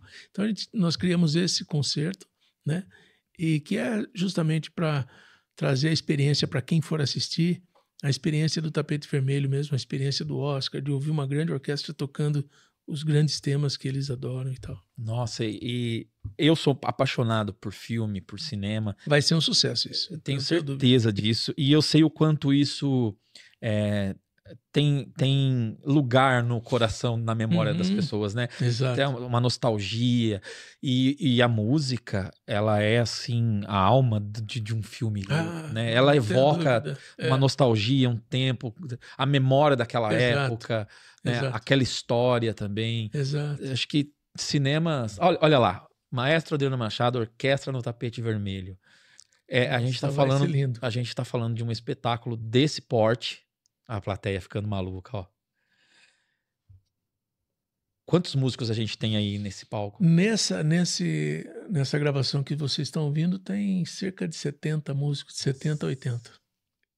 Mas já teve contexto da Vila Lobos com Cine Concert, fazendo Senhor dos Anéis, com 90 músicos no palco, mais 150 cantores, perto de 250 pessoas no palco. Deve ser uma coisa para gerir. É lindo. Bem complexa, né? Nossa, é lindo. E vocês estão falando aí de grandes campeões de bilheterias que são febre, assim, mundialmente falando. Sim. Harry Potter, que vocês fizeram. Vem muita garotada, vem muita família. Muito família. Qual que é o público? Não, família. Eu fiz o Pixar in Concert. É inusitado, né? Você vê o público que vai, fica apaixonado. Alguns, mesmo na cidade de São Paulo, alguns não tinham tido contato ainda com a orquestra sinfônica, né? Nunca tinham visto uma orquestra sinfônica ao vivo, né? Então, eu tenho lembrança, assim, do Disney Concert. Eu tenho um grande amigo, esse é, assim, do coração, porque o pai dele me introduziu nesse lado de música, me ajudou muito, né, para trabalhar com os cantores, que foi o Franco Scornabaca, que foi um dos maiores produtores de música do país e tal. E ele é pai dos meninos do KLB. Uhum. O Kiko, de forma especial, eu tenho uma amizade com ele, assim, é um querido. E ele com a esposa, com a Fran, eles têm um programa chamado MD1, né, lá nos Estados Unidos e tal. E virou uma empresa com várias outras atividades. Não tava ele é fantástico. E trabalha também com turismo e tal. E quando eu fiz o Disney Concert, ele entrou com a Fran. Eu falei, pode ficar dentro da orquestra. Vem com a câmera, fica dentro da orquestra enquanto eu estou ensaiando, fica dentro da orquestra. Para colher material ali pro programa. Se quiser, material pro programa, né? Aí terminou, nós fomos jantar e tal. Aí a Fran, a esposa dele, falou: você acredita que foi a primeira vez que eu vejo uma orquestra sinfônica? Olha. Né? Ela estava dentro, eles ficaram bobo, né, com o trabalho e tal. O Kiko já conhecia, inclusive eu gravei 2 DVDs com eles, né, com o KLB. Sim, então, eu lembro. Então, muito... E é impossível não sair apaixonado quando você tem essa experiência, né? Não, é fantástico, impossível. Fantástico. Adriano, a gente tem, além desse projeto da Orquestra no Tapete Vermelho, e aí eu queria que você, só para não esquecer de citar um pouco do projeto do tango ao samba. Como é que é? Explica um pouco aí. Já é outro repertório, é outra história, é outra estética. Como é que é? Esse é um projeto interessante também. Então, quem está nos ouvindo, uma empresa, esse projeto a gente já tem, inclusive, lei de incentivo aprovada para ele, né? Olha que legal. Do tango ao samba. Então, ele pode fazer parte da sua empresa, né? Nesse sentido. Esse projeto nasceu, a gente tinha um produto também da orquestra, que é Uma Noite e Piazzolla. Astor Piazzolla foi um dos maiores compositores de tango, né? Tango. Já o novo tango, ele chama de Nuevo Tango, que é a mistura do jazz com o tango. Ele criou esse Nuevo Tango junto com Carlos Gardel, né? E entre outros ali, mas Carlos Gardel e Piazzolla falam do tango para o mundo inteiro, né? E aí Piazzolla tem várias melodias famosíssimas, né? Adiós Nonino, Libertango, são músicas hiper conhecidas. Esse repertório, ele faz uma ligação ali de Buenos Aires e Rio de Janeiro.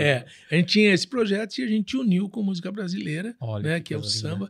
E aí a gente vai ter Ari Barroso, né? Aquarela do Brasil. Vamos ter muita coisa legal ali, unindo do tango ao samba. E aí passa por Carlos Gardel, né, Pôr na Cabeça, que também é hiper conhecido e tal. Adiós Nonino, eu já falei, né? Várias outras... tem Vila Lobos também, vamos fazer um prelúdio do Vila Lobos, começa com o prelúdio do Vila Lobos, e aí passa por esses tangos conhecidos, né, dos compositores argentinos.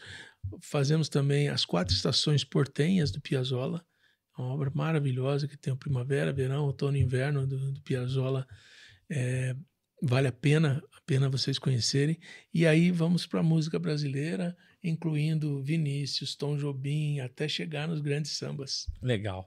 Sensacional. Então, aguardem que esse projeto também vai rodar o país e talvez o mundo, com certeza o mundo. Eu queria agora falar um pouquinho de Orquestra Sinfônica Vila Lobos. Como deu esse estalo? Acho que era uma coisa natural de se acontecer depois de tudo que você contou pra gente aqui hoje, de lá atrás profissionalizar a primeira orquestra, né? Fazer os músicos ganharem. Acho que é uma coisa que era uma consequência, ia acontecer em algum momento, né? Sim. Mas, pô, fazer isso por 25 anos... Conta um pouquinho como é que foi o começo. Então, eu no período que eu trabalhei para o Estado, eu participava de um evento anual, que era um festival de música, né? Que lá aconteceu também um negócio inusitado. Um dia chegou Edu Lobo, né? Compositor e cantor super conhecido. Fizemos um ensaio à tarde, eu como violinista espala da orquestra, né? O maestro que foi reger já estava na hora do concerto mesmo, e recebo de um amigo meu que é médico. Aí ele falou assim, por favor, você podia vir aqui pro camarim? Falei, é o seguinte, o maestro Neves tá ruim, eu não vou deixar ele entrar no palco. Mas como assim? O show vai começar daqui meia hora. Não. Ele falou que você é o único que pode reger aí e tal. Eu já era maestro da orquestra. Mais uma vez. Eu já era maestro da orquestra de cordas e tal. Aí eu falei, não tem o que fazer, vamos lá, né? Eu já tinha feito ensaio como violinista, mas não tinha nem olhado para a partitura de regência, né? Nem tinha regido nada ali. Aí eu falei, a única coisa que eu quero falar com o diretor musical do Edu Lobo, né? Vou me apresentar a ele e quero dar uma repassada em todas as músicas, tempo, quais são os principais locais aqui. Mas essa repassada na caneta ali. Na caneta, Aí peguei a partitura de regência, olhando ali, aí fiquei 40 minutinhos, ainda atrasei só 10 minutos do show. Nossa. 10 minutos depois da hora certa de começar o show, eu estava no palco e fiz o show inteiro. Foi tão legal que eles me convidaram depois, foi um sucesso, que Vila Mariana, para repetir o show, e aí eu mesmo regendo e tal. Aí, nesse período, eu ainda trabalhava só para o Estado. Só que, fora esse festival, que era anual, que tinha uma data, uma orquestra do Estado ela não tem tanta mobilidade para fazer coisas, né? Tipo, eu quero uma orquestra com 10 pessoas, ou com 15, ou com 20. Não, a orquestra sinfônica, ela é o que ela é e ponto, né? Do Estado. Eu falei, quer saber, tem um mercado grande aqui. E aí eu criei, em 2000, a Orquestra Sinfônica Vila Lobos, né? Em 2000 eu já estava fazendo trabalho com a Daniela Mercury, com a Vânia Abreu, com a irmã da Daniela e tal. E aí, em 2003, eu sou convidado pelo Franco Scornavaca para gravar com KLB e depois, primeiro gravar com o Fábio Júnior. Aí fizemos um DVD, ficou famoso, que aí tem arranjo da música Pai, tudo com orquestra e tal. Essas melodias virou, né? Virou que virou. Aí, logo em seguida, Roupa Nova, fiz todos os DVDs com orquestra, com roupa, né? E aí não parei mais. E a Vila Bruno Lobos Marrone, sempre junto ali. sempre junto. Bruno e Marrone e orquestra, né? E aí não parou mais. Que sensacional. É. Você que saberia, assim, definir uma identidade dessa orquestra hoje? Como que você definiria ela? Porque é uma coisa também que foi uma disruptura, né? Inserir uma Sim. orquestra dentro desses projetos de música Exatamente. popular. Teve um momento, Alex, que eu decidi, isso não foi sempre, né? Mas teve um momento que eu decidi não fazer mais trabalhos que eu achava irrelevante para o currículo da orquestra, né? Aí a gente começou a focar só em grandes trabalhos, sabe? E que pudesse me criar um desafio que eu pudesse olhar para ele e achar que ia ser intransponível. E esses projetos me chamam muito a atenção, sabe? Eu nunca tive medo de encarar projetos novos e tal, a ponto de fazer, né, O Senhor dos Anéis pela primeira vez no Brasil, com uma orquestra com 250 pessoas e tal, no palco, né? Isso foi sempre um desafio para a gente. Quando eu decidi isso, a gente teve que decidir também transformar a orquestra sempre numa grande atração, procurando trabalhar com os melhores profissionais possíveis, ainda tendo, infelizmente, infelizmente eu digo porque nem sempre a gente tem o dinheiro que a gente quer para o projeto. Então, a gente sempre tem a tal da planilha do Excel em primeiro lugar, né? Você tem que fazer a conta bater, né? Você não pode viabilizar, né? Você não pode ter prejuízos constantes, que senão você não levanta, né? Então, você tem que viabilizar. Tem melhorado bastante isso, a gente está tendo cada vez mais grandes possibilidades, né? Agora mesmo, dia 14 de junho, a gente tem um concerto importantíssimo, que é o Ragnarok in Concert. Do jogo? Do jogo. Sensacional. Né? E clássico. Foi um projeto também arrojado pra gente, né? Teve mais jogos que você também fez, né? Ficamos com a Vila Lobos, eu fiz durante 12 anos com um grande amigo, que é Sérgio Murilo, também um cara batalhador. O Sérgio tem uma empresa no Rio de Janeiro, chama Conexão Cultural. Aí o Sérgio tinha um projeto chamado Videogames Live, que ele trazia para o Brasil, uma franquia americana. Muito me interessa isso daí. Muito bom. E o Tommy Talarico, que é o detentor da marca, né, do Videogames Live, ele é também compositor de games, tá no Guinness Book, ele faz game desde daqueles gamezinhos de telefone, sabe, dos telefoninhos antigos e tal até. E esse Videogames Live foi muito importante, nós chegamos a ter o presidente da Blizzard regendo a nossa orquestra. Olha, eu tive a participação do compositor do World of Warcraft, do compositor aquele game do game. E tinha porque ele tinha Mario Bros. O compositor do Mario Bros veio ao Brasil, olha, cara, participou com a gente. Do Assassin's Creed. Assassin's Creed. Que é o próprio Tommy, né? O Tommy também escreveu para Assassin's Creed. Então, oportunidades fantásticas eu tive através disso, e também foi uma ponte muito grande para a gente chegar no Cine Concert, né? Legal. Foi antes, então, do Cine Concert? Foi antes do Cine Concert, antes do Cine Concert. E aí outros produtores, né? Grandes produtores nos ajudaram nessa caminhada, né? Você tem Poladian, eu falei do Franco, né? Mas tem Poladian, tem o Branco Goberto, você tem o Marcelo Narras, que também a gente tem um grande projeto junto e viajou o mundo já, fomos para o México, já fomos para a Argentina. O lance do Nirvana. Nirvana em concert, Nossa, que é fantástico. fantástico. Também. Muito legal. Essa junção, né, é uma coisa que as pessoas não viram ainda, né? É. E eu tive trabalhando nessas turnês lá com a La Mídia e... Cara, é espantosamente semelhante a banda com o Kurt Cobain. Parece que você tá vendo ele. Não, assim. parece que você tá vendo, cara. É incrível. E colocar com uma orquestra, o fã do grunge tem que ver, cara. Isso é sensacional. Tem que ver, muito bacana. Maravilha. Tem alguma pergunta? Eu sei que ainda falta muita coisa pra gente conversar. Talvez um episódio não é o suficiente. Mas tem alguma pergunta que eu não fiz que talvez ninguém nunca tenha feito, que você gostaria de responder? Cara, hoje eu respondi uma que eu gostei bastante, que é a respeito da nossa experiência, né, como gestor, não só de uma orquestra, mas de um local de ensino e o que isso pode vir a ser no futuro, né? Se nossos sonhos se tornarem realidade. Vai. Eu acho que foi legal a pergunta. Eu acho que tá tudo aí, viu? Eu não sei que tem alguma coisa mais específica de música para quem tá ouvindo. Então mas deixa eu te perguntar uma coisa. Você tem consciência da dimensão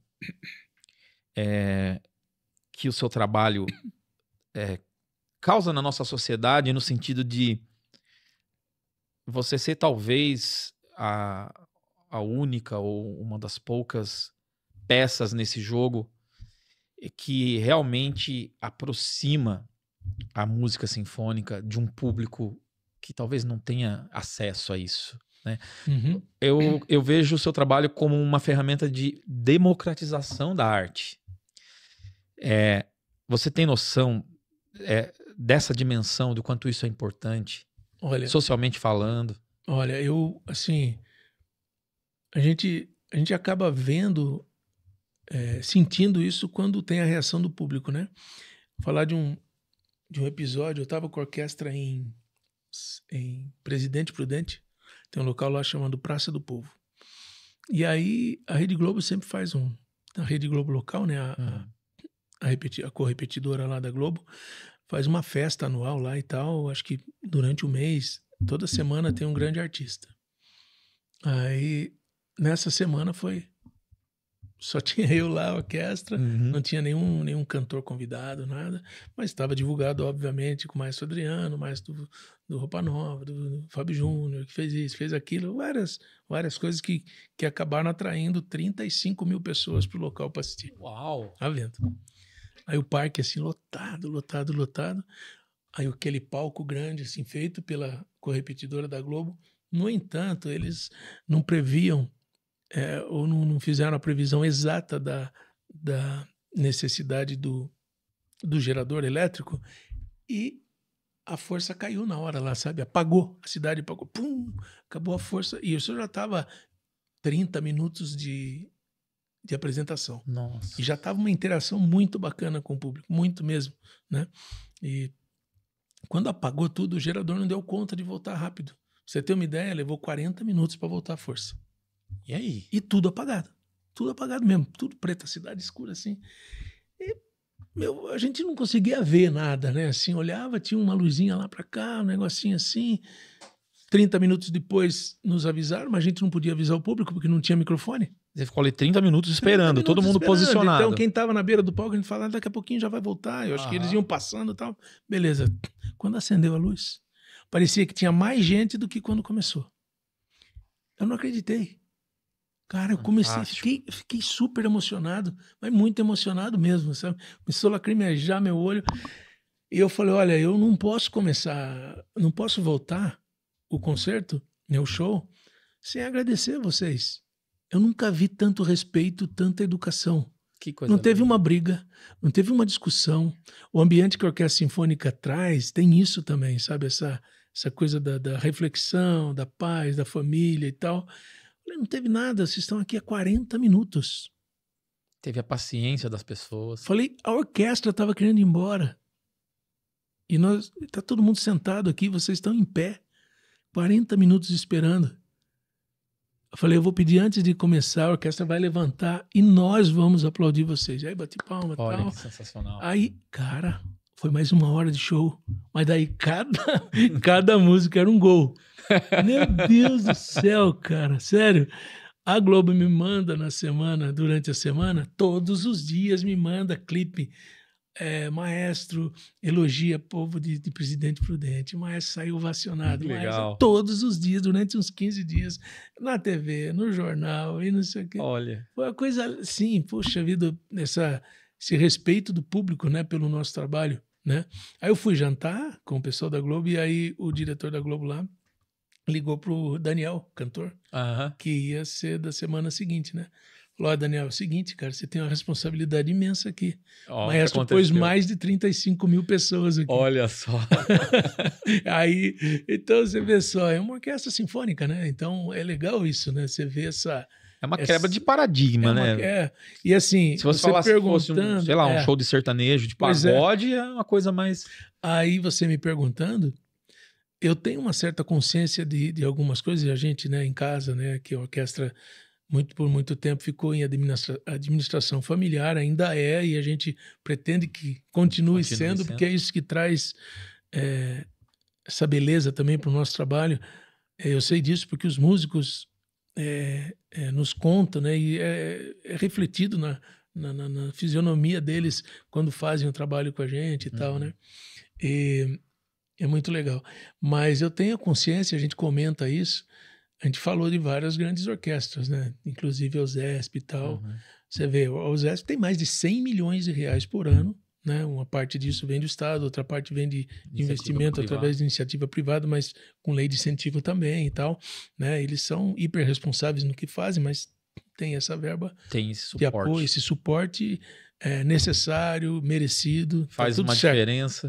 Faz toda a diferença. Estou falando aqui, né, que é necessário e merecido, né, pelo que eles fazem e tal, né? Mas eu sei, né, e eu vejo pela programação deles que a gente já foi muitas vezes exemplo para mudança de programação ou alteração na programação, trazendo inclusive música de filme, não da forma que a gente faz com a autorização da marca, né? Mas eles já fizeram vários concertos de filme e eu sei que baseado no nosso trabalho, porque inclusive a pessoa que está regendo lá já foi trombonista da nossa orquestra em Cine Concert e tal, e eu sei que ele se apaixonou por isso lá, vendo o nosso trabalho. Então, eu acho que esse exemplo que a gente deixa e esse caminho que a gente mostra, né?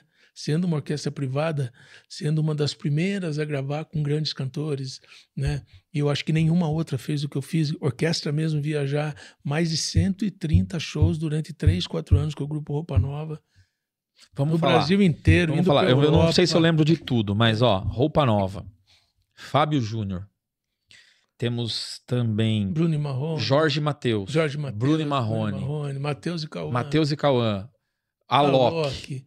E aí, somado a isso, na minha experiência, eu tenho a experiência de ter feito... Eu fiz um programa chamado Recorda Show, que recordava os programas da TV Record. Ah, é? Tipo Chacrinha? Sabe aqueles festivais da Record? Ah, aqueles famosos. Isso. A TV Record, logo que foi comprada lá pelo Bispo, eles fizeram, acho que nos primeiros anos, um projeto chamado Recorda Show. E eu estava lá nessa orquestra. Que legal. Estava lá com vários cantores, sabe? Toda semana era um cantor. E aí, Wilson Simonal, a Ângela Maria, imagina só. Jair Rodrigues. Essa galera Jair Rodrigues eu fiz algumas vezes. Ganhou esses festivais. Puxa vida, E estavam todos lá no PP, como que é aquela cantora... cantava com o marido, esqueci agora o nome dela, já vou lembrar já. Baby Consuelo. Você tá lembrando do Pepeu Gomes. Pepeu Gomes. Então todo mundo estava lá, sabe? Fora isso, eu fiquei vários anos, bem mais de 10 anos, com o festival de música, né? Que eu regia anualmente, ou tocava anualmente. Então eu regi vários. Então, se for ver, eu tenho assim Trabalho com o Roberto Carlos, trabalho com tanta gente, sabe? Nossa, esqueci de citar o rei. Então... Olha, e aí a gente tá falando o seguinte, para quem viabiliza arte, cultura, música no Brasil, e aí você pode me corrigir, a gente tem a possibilidade de ter o maestro, de ter a orquestra sem o maestro, com o maestro, né, que eu acho que é o combo ideal, para diversos projetos, e a gente tem a possibilidade de montar projetos para as empresas, personalizado, né, ajustado ali ao tom da marca, ao propósito, né, tudo que aquela marca quer passar, tendo aí o maestro e a orquestra como uma ferramenta para comunicar isso tudo, e temos agora os projetos do maestro que de certa forma traz um protagonismo ainda maior, né, no sentido de a Orquestra no Tapete Vermelho é um projeto do maestro, do Tango ao Samba também é um outro projeto, e tantos outros que virão, né? Exato. E tá preparado para essa nova fase? Sim, a gente tá... Eu acho que algumas coisas que têm acontecido refletem o fato de a gente estar na hora certa, no momento certo. O Ragnarok, que eu estava comentando, não cheguei a completar, mas logo que abriu as vendas, em 2 dias vendeu 70% da casa. Olha que sensacional. Em 15 dias, 20 dias, a gente já estava com problema já com marketing e divulgação, porque já tinha que divulgar casa lotada, e está há 1 mês da apresentação ainda, né? É o caso de abrir uma segunda sessão. Né? Pois é, teria, mas como é uma marca internacional, os coreanos preferem agora só esse, mas foi muito legal. Eles né? vão usar o gatilho da escassez. Eles me encontraram, né, pelo meu trabalho, me chamaram, a gente se tornou parceiro no projeto. Eu sou, além de tudo, produtor musical. Tem um amigo meu, Branco, que está fazendo a produção técnica. E, assim, eu acho que a gente fez um trabalho excelente em 3 dias, 70%, em 15, 20 dias, casa lotada, né? E agora a gente segue com outras programações. Nós vamos ter grandes solistas no segundo semestre. Tem um menino chama Guido Santana, que ganhou o maior prêmio de música, né, de violino, um dos maiores do mundo, que é o Fritz Kreisler. Ele ganhou o primeiro lugar com 17 para 18 anos. Olha. Ele tem 18 anos, 18, se fizer 19 agora. Prodígio, tá tocando no mundo inteiro, representando o Brasil no mundo inteiro. Vai estar acompanhando ele. Vai tocar o concerto Tchaikovsky com a Orquestra Sinfônica Vila Lobos no dia 30 de agosto. Onde? Agora, no Teatro Multiplan, em São Caetano do Sul.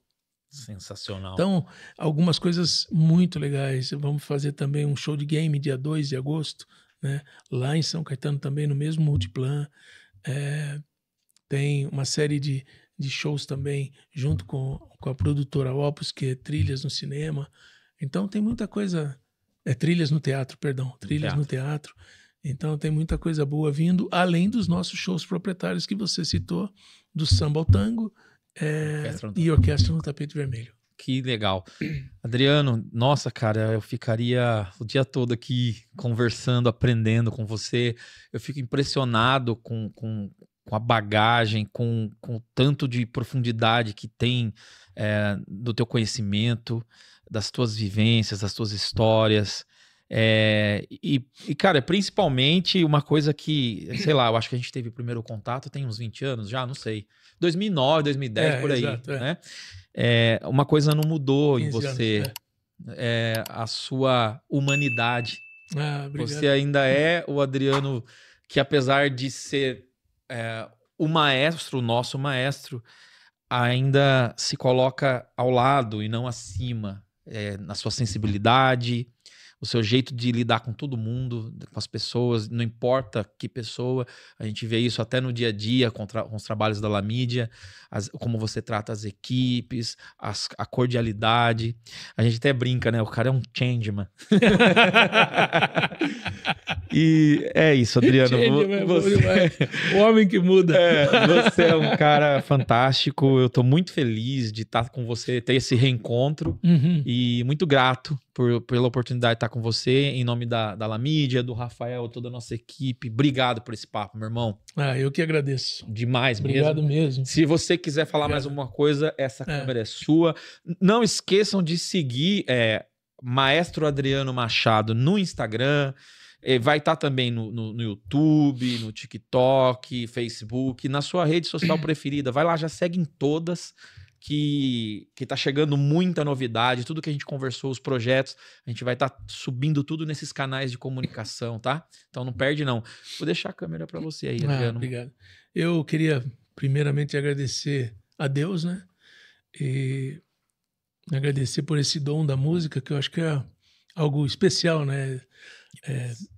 Então, também agradecer a minha família, principalmente minha esposa e os meus filhos, que participam comigo, assim, 100% do meu sonho. Então, verdade. Isso é... E participar de um sonho... A Fernanda tá aí, exato. Separáveis. Então, a Fê hoje não veio porque tá doentinha, mas tá lá em casa. Antes de você chegar, a gente tava falando sobre a oportunidade aqui, né? Mas eu digo assim, agradecer a família, porque participar de um sonho é muito difícil. É muito difícil. Tem momentos mais fáceis e tem momentos mais difíceis. Eu sempre digo que eu sou 24 horas Orquestra Sinfônica Vila Lobos. Quando eu falo 24 horas, não é brincadeira, não. Eu sonho com orquestra.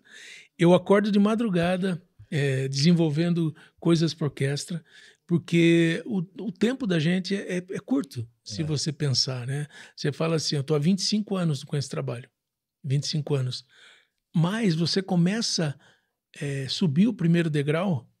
Eu vou começar a subir meu primeiro degrau, acho que agora, né? Independente do tempo todo, né, que eu tenho, de todo o trabalho que eu já fiz, né?